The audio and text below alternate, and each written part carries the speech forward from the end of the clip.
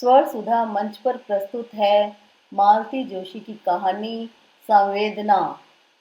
आप बेंगलोर में रहती हैं न? वे मूर्तिवत प्रश्न बने मेरे सामने खड़े थे। घुटा हुआ सिर, पोपला मुख, बदन पर बंडी नुमा बनियान, घुटनों से नीचे तक पहुंचती नेकर, नेकर से निकली सूखी सीख सी टांग। आप विपिन को तो जानती होंगी। मुझे खीज हो आई। सुबह से 5 बार वे यह प्रश्न पूछ चुके हैं। पांचों बार मैं बता चुकी हूँ कि बेंगलोर बहुत बड़ा शहर है, वहाँ हर किसी को जानना संभव नहीं है। फिर विपिन भैया तो आजकल वहाँ है भी नहीं, यूएसए में हैं। पर वे हैं कि इस बात को समझना ही नहीं चाहते। जहाँ मुझे अकेले देखा, खड़े हो जाते हैं।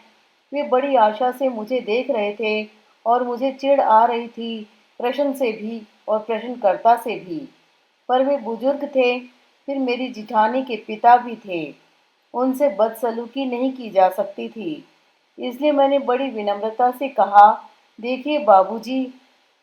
तभी भीतर से भाई साहब की गरजदार आवाज़ सुनाई दी। क्यों सुबह से उस गरीब के पीछे पड़े हैं?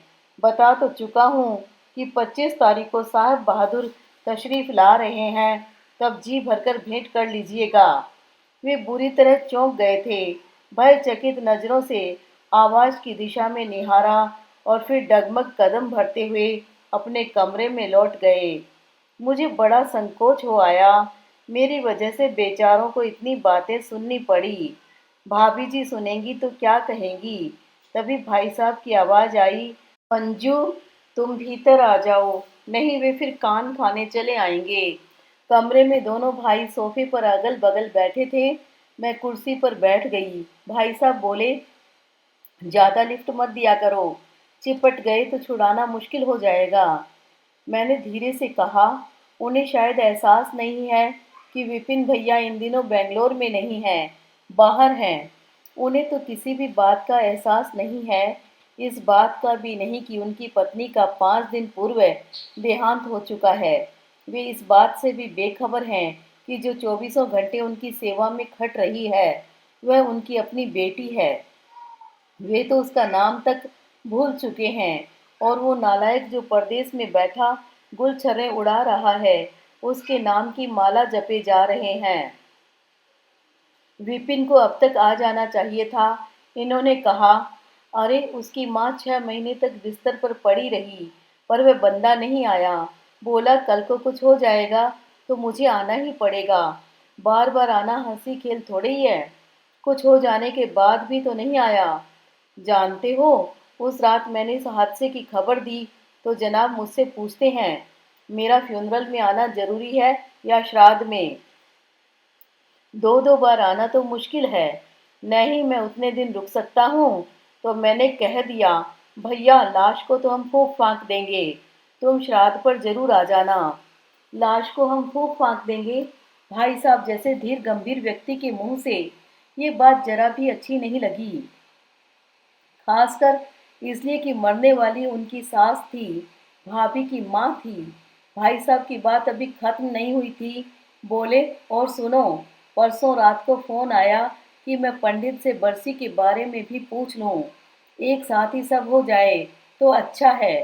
साल भर बाद फिर से आना मुश्किल है। मैंने कहा, बरखुरदार, तुम एक बार पधारो तो, कहोगे तो हम तुम्हारे पिताजी का क्रियाक्रम भी करवा देंगे। जीते जी उनको भी निपटा देना, ताकि बार बार न आना पड़े। अब चुप भी कीजिए, भाभी घुटी सी आवाज में चीखी और एक अजीब सी तमतमाई मुद्रा में कमरे में दाखिल हुई। मेरी माँ की चिता को तो ठंडी हो जाने दीजिए, दूसरी का इंतजाम करने चले हैं।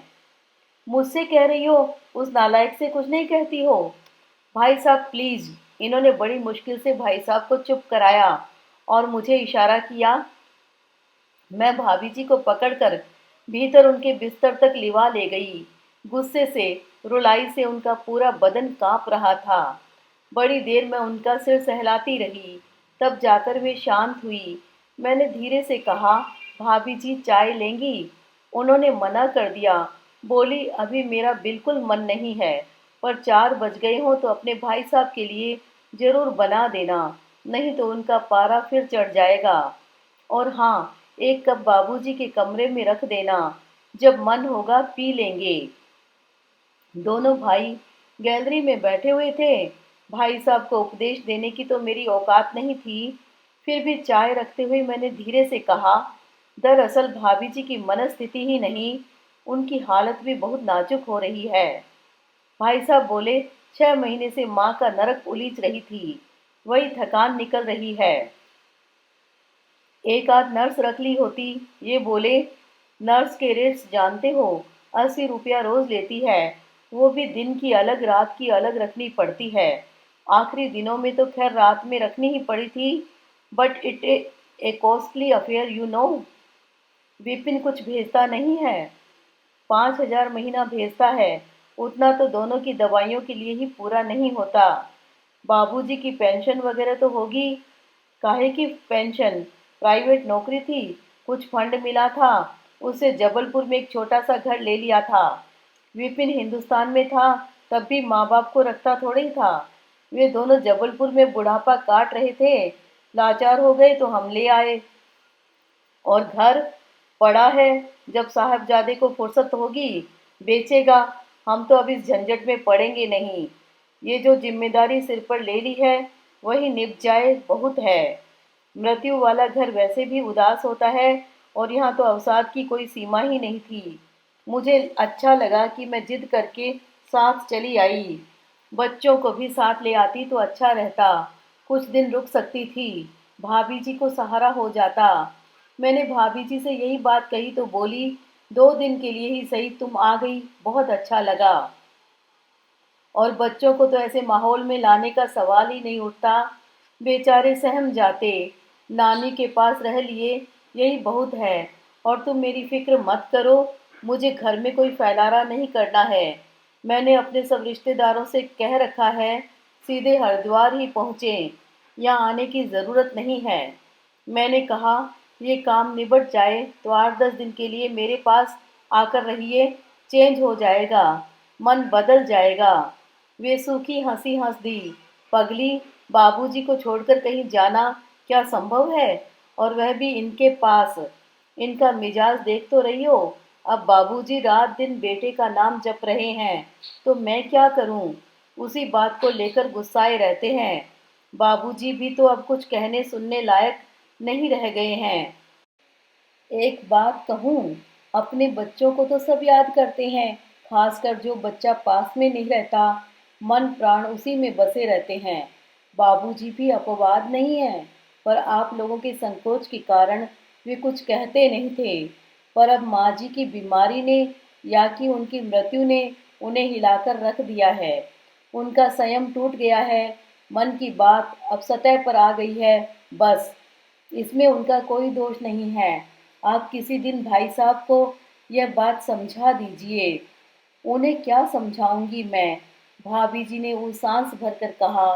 बाबूजी तो खैर बूढ़े हैं, बदहाल हैं, पर इन्हें क्या हो गया है, पता नहीं कितना गुस्सा, कितनी नफरत मन में दबाए बैठे थे, अब सब सतह पर आ गया है, और रात दिन मुझे जला रहा है। पूरा दिन झींकते रहते हैं कि इनकी वजह से जीवन नरक हो गया है। हम लोग हमारे यहाँ आने से कतराने लगे हैं, न हम ही कहीं आ जा पाते हैं। बच्चे घर से भागे भागे फिरते हैं, छोटा पढ़ाई के और बड़ा काम के बहाने आधी रात तक बाहर रहता है। बड़े ने तो साफ कह दिया है कि इन लोगों के रहते मैं शादी नहीं करूँगा। पराई लड़की को मैं इस अजायब घर में लाकर नहीं रख सकता। मैं चकित होकर सिर्फ सुनती रही। उनका गुस्सा भी जायज है मंजू, पर तुम ही बताओ मैं क्या करूं। वह नालायक पल्ला झाड़कर चला गया है, तो क्या मैं भी माँ बाप को सड़क पर फेंक दूं। चलते समय मन बहुत भारी हो गया था। भाभी जी ने गले लगाकर अश्रु शक्ति नयनों से मुझे विदाई दी। जाने के लिए मेरे पाँव नहीं उठ रहे थे, पर बाहर बेसब्री से मेरी प्रतीक्षा हो रही थी। दोनों भाई घड़ी देख रहे थे। गेट तक आते आते मैं अचानक रुकी। बस अभी आई, कहते हुए मैंने सबकी प्रश्नार्थक नज़रों को अनदेखा किया और बाबूजी के कमरे में चली गई। वे शून्य में नजरें गड़ाए बैठे थे। बाबूजी, हम लोग निकल रहे हैं, मैंने पैर छूकर कहा। वे चौंके और फिर वही प्रश्न, आप बेंगलोर में रहती हैं न? जी, और मैंने भाभी जी से विपिन भैया का पता ले लिया है। घर पहुंचते ही हम लोग उनसे मिलने जाएंगे। मैं उन्हें बता दूंगी कि बाबूजी ने आपको याद किया है। वे कुछ क्षण मुझे घूरते रहे, फिर उनके पोपले मुख से हंसी की एक किरण फूटी जो उनकी आंखों की कोरों तक फैल गई। उस समय उनका चेहरा किसी बच्चे की तरह लग रहा था, निश्चल, निर्मल और प्रसन्न। मुझे लगा मेरा आना सार्थक हो गया है।